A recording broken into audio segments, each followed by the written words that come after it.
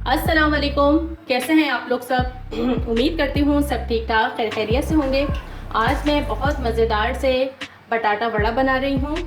इसे आलू बोंडा भी कहा जाता है और हमारे कुछ इलाकों में यहाँ पर इसे आलू चाप भी कहा जाता है। बहुत मज़े के बनते हैं। आइए इसे बनाना शुरू करते हैं। यहाँ पे मैंने 1 टेबल स्पून कुकिंग ऑयल ले लिया है। सबसे पहले हम स्टफिंग इसकी तैयार करेंगे और इसके अंदर ऑयल गर्म हो गया है। अच्छा देखते हैं। अच्छा, इसके अंदर तकरीबन ½ टी स्पून सफ़ेद जीरे को कड़कड़ाएंगे।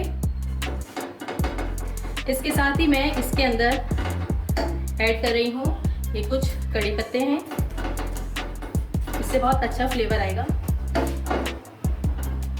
यहाँ मेरे पास 1 इंच अदरक का टुकड़ा था जिसे मैंने चॉप कर लिया है, रफली चॉप किया है। ये इसमें चला गया। इससे बहुत अच्छा फ्लेवर आएगा। इन तीनों अज्जा को लाइट से सौटे करेंगे।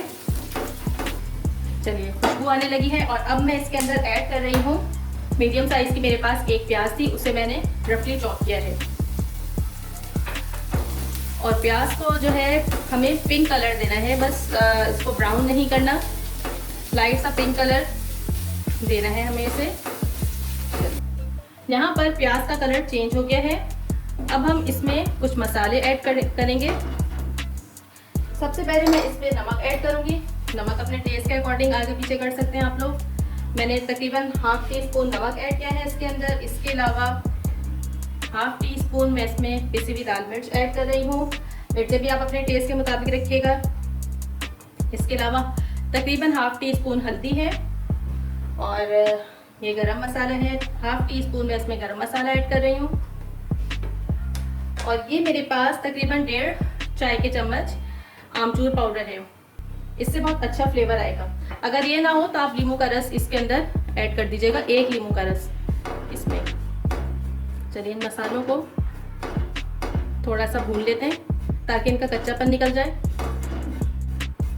मैंने 1-2 मिनट के लिए इन मसालों को भून लिया था ताकि इनका कच्चापन निकल जाए। और अब मैं इसके अंदर ये मैश किए हुए आलू ऐड कर रही हूँ। मैंने 2 मीडियम साइज के आलू थे, ये उन्हें मैंने मैश कर लिया, लेकिन रफली मैश किया है। इसके अंदर अभी आलू के चंक्स हैं और आपने इस तरह के चंक्स ये देखे इस तरह से आपने छोड़ने इसके अंदर। और बस इसे अच्छे से हमें मिक्स करना है और आलू को फ्राई कर लेना है।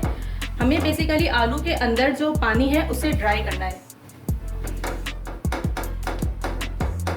इस तरह से मारते हुए आपने इसे अच्छे तरीके से मिक्स कर लेना है। यहाँ पे मैंने आलूओं को अच्छे तरीके से मसाले के साथ मिक्स कर लिया है और ये देखिए मसाले जो हैं वह आलूओं में लिपट गए हैं। इसी तरह से हमें जो है अच्छे तरीके से इसे मिक्स करना है। और मैं इसे बस अब 1 से 2 मिनट फ्राई करूँगी और फिर आपको दिखाती हूँ। यहाँ पर मैंने 1 से 2 मिनट आलूओं और मसालों को बहुत अच्छे तरीके से फ्राई कर लिया है और ये तकरीबन तैयार हो गया है। इसके अंदर लास्ट में अब हम ढेर सारा हरा धनिया और इसी के अंदर मैंने 1 हरी मिर्च काट दी थी, बस ये ऐड करेंगे और इसको मिक्स करके चूल्हा बंद कर देंगे। और यहाँ पे हमारी स्टफिंग बिल्कुल रेडी हो गई है। आप देखें हमारा जो ये मिक्सचर है इतना ही ड्राई होना चाहिए, इसमें ज़रा सी भी नमी नहीं होना चाहिए। चलिए, बस अब मैं चूल्हा बंद कर रही हूँ और अब मैं इसे रख दूँगी ठंडा होने के लिए। चलिए, जब तक हमारी स्टफिंग ठंडी होती है यहाँ हम बेसन घोल लेते हैं। इसमें मैंने 1 कप अंदाजे से बेसन लिया है।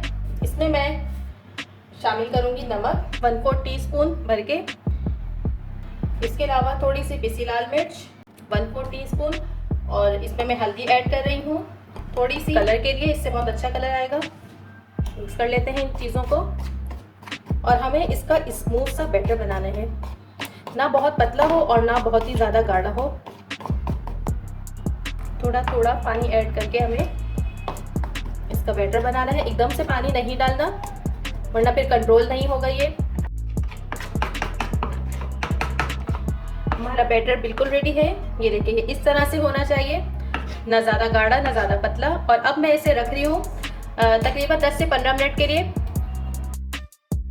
यहाँ पर हमारी आलू की स्टफिंग ठंडी हो गई है और अब हम इसकी बॉल्स बनाएंगे। बॉल्स आपने अपने पसंद के मुताबिक बनानी है, छोटी बनानी है, बड़ी बनानी है, जितनी भी बनानी है।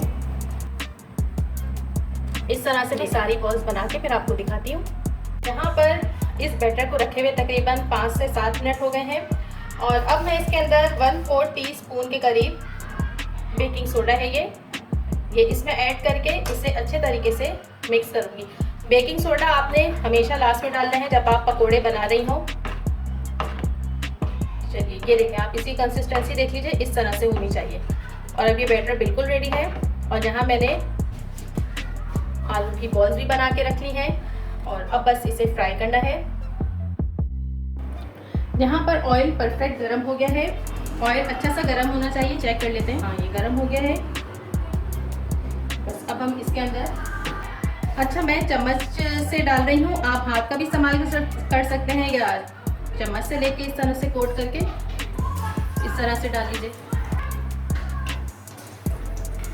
यहाँ पर मैंने तमाम वड़ों को इसमें डाल दिया है और शुरू में हमें चम्मच बिल्कुल भी नहीं चलाना। इन्हें तकरीबन फ्राई होते हुए 2 मिनट हो गए हैं तकरीबन। अब हम इसकी साइड चेंज करते हैं। बस तकरीबन 2 मिनट इस साइड से भी हम फ्राई करेंगे। यहाँ पर हमारे बटाटा वड़ा तैयार हो गए हैं, फ्राई हो गए हैं। अब हम इसे निकालते हैं। ये देखिए कैसे ज़बरदस्त से क्रिस्पी लग रहे हैं। बस इसी तरह मैं सारे फ्राई करके फिर आपको दिखाती हूँ। और यहाँ पर बटाटा वड़ा बिल्कुल तैयार है। आप इस रेसिपी को ट्राई कीजिएगा। पसंद आए तो वीडियो को लाइक ज़रूर करना है, फैमिली में शेयर भी करना है और चैनल को सब्सक्राइब करना तो बिल्कुल भी नहीं भूलना। Thank you. फिर आऊँगी एक नई रेसिपी के साथ। खुदा हाफिज़।